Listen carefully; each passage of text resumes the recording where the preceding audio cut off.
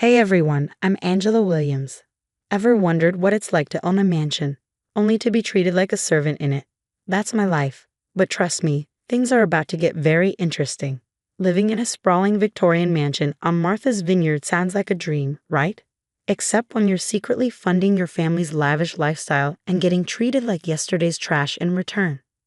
At 27, I'm a successful real estate agent by day and an invisible daughter by night.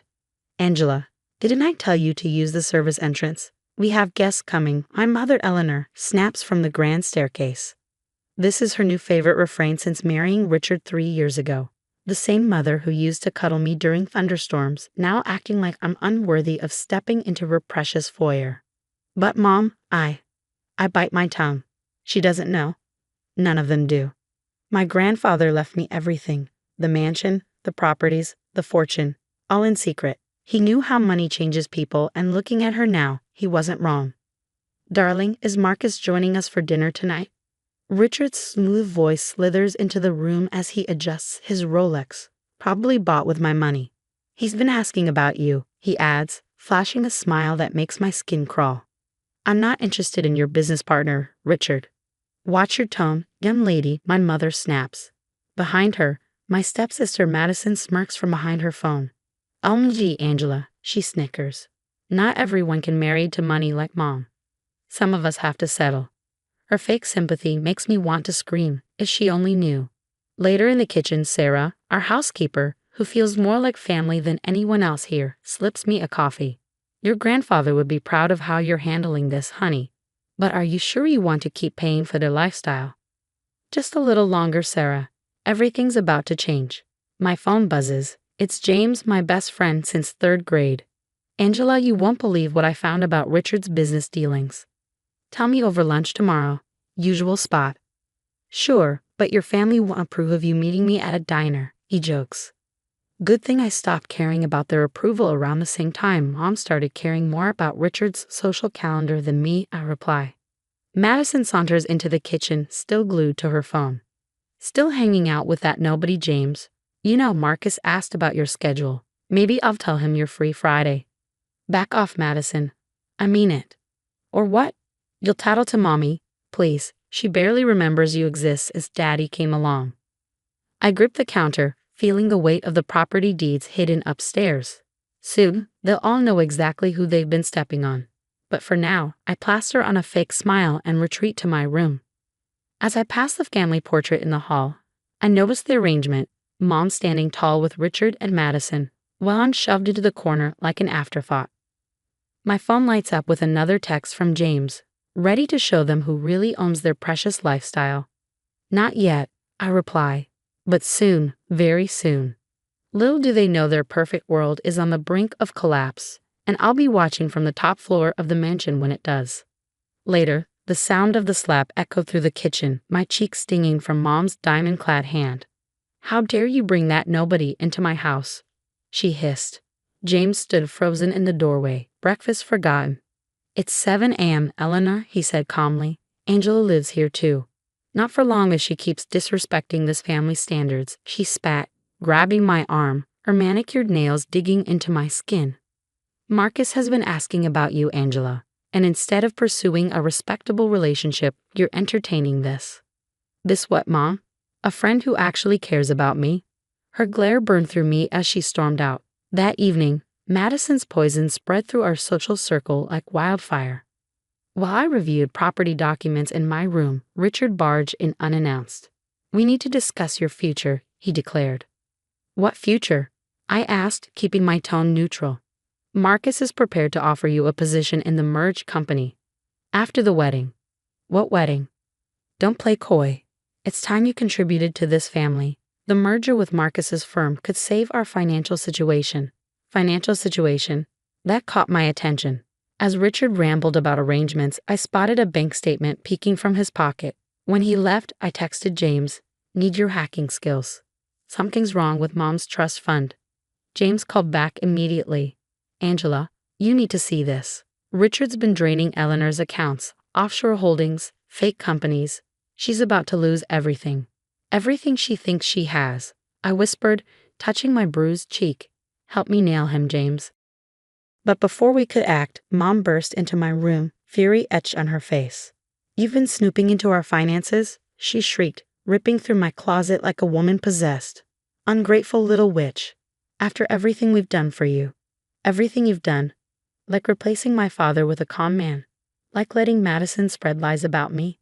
Your father was weak," he snapped. "Richard gives us class, status, everything you're too pathetic to appreciate." She grabbed my laptop, her grip unrelenting, and raised it as if to smash it against the wall. "Mom, stop," I cried, panic lacing my voice. "Why?" "So you can keep conspiring with James, planning to ruin my marriage." She swung the laptop toward the wall, but Sarah rushed in just in time, catching it midair. "Mrs. Williams, the guests are arriving for dinner," Sarah said firmly, her tone calm but commanding. Mom froze, her expression shifting instantly to her perfect society smile. "We'll finish this discussion later," she said, smoothing her hair as if nothing had happened. She strode downstairs, ready to play the perfect hostess, leaving me amidst the wreckage of my shredded clothes. I sank to the floor, hands trembling, and texted James, "Get everything you have on Richard. It's time."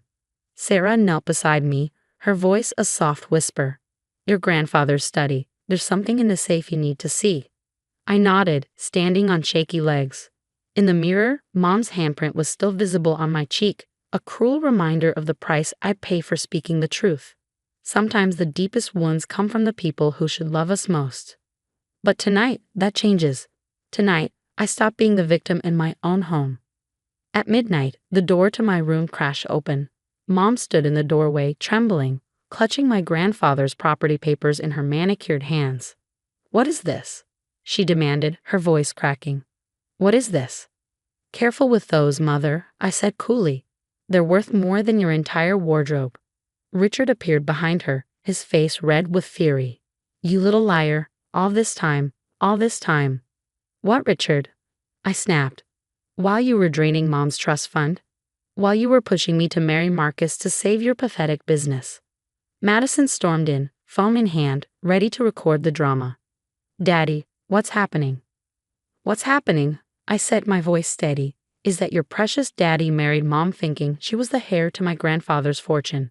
But surprise, I own everything. The mansion, the properties, the money. All of it." "That's impossible." Mom's voice broke. "Dad would never." "Never what?" "Protect his assets from a daughter who abandoned her child for status. He watched you change, Mom. Watched you choose Richard and Madison over me. So he made sure his fortune went to someone who actually cared about family, not social climbing." Richard lunged toward me, but a firm hand caught his shoulder. Marcus stepped into the room, James right behind him.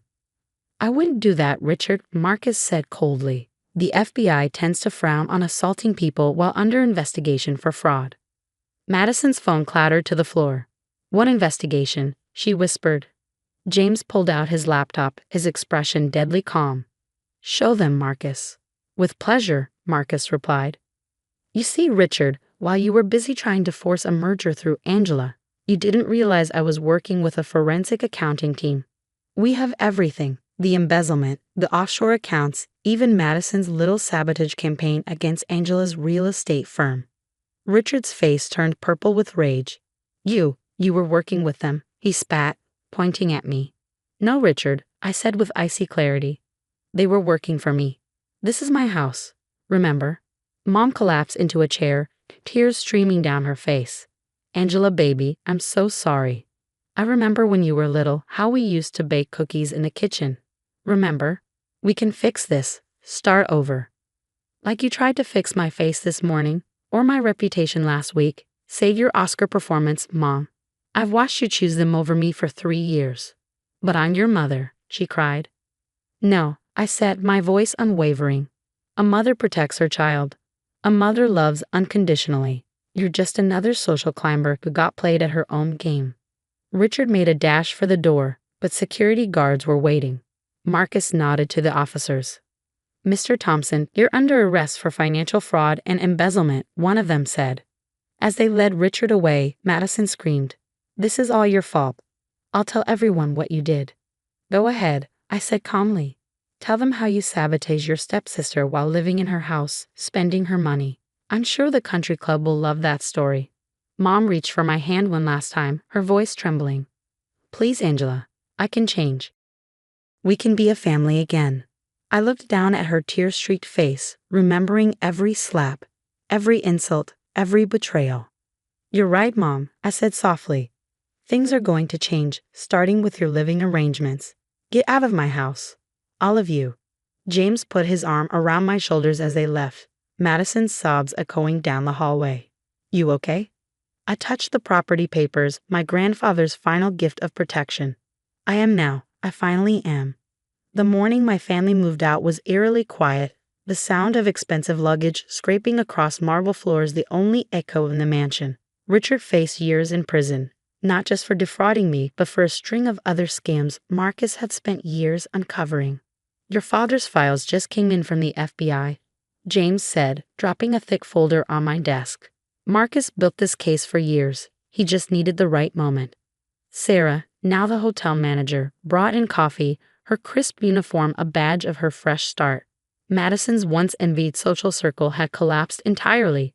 People don't take kindly to discovering their friend lived off her stepsister's generosity while spreading lies about her. A headline on my tablet caught my eye.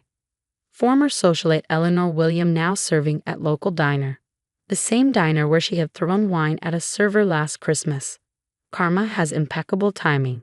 The mansion's transformation into the William Heritage Hotel was my first real victory. The kitchen where Mom had slapped me now housed a 5-star restaurant. Each renovation felt like reclaiming another piece of myself. Mom tried one last time, showing up in her waitress uniform. Please, Angela, we can start over, she begged, tears streaking her face. No, Mom, you're not sorry, you're desperate. I handed her a debt repayment schedule. You'll pay back every penny Richard stole. That's the only relationship we'll ever have now, strictly business. As security escorted her out, a weight I hadn't realized I was carrying lifted. The hotel exceeded all expectations. Sarah managed it with brilliance and James handled the financial side with his usual expertise. My personal victory, though, came 3 months later. Ready to see your new house? James asked, dangling a set of keys. The modern beachfront property stood gleaming in the sunset, its floor-to-ceiling windows reflecting a golden light. Private beach access, open spaces, most importantly, no memories of abuse within its walls. The previous owner was asking $2 million, James mentioned as we walked through the airy living room.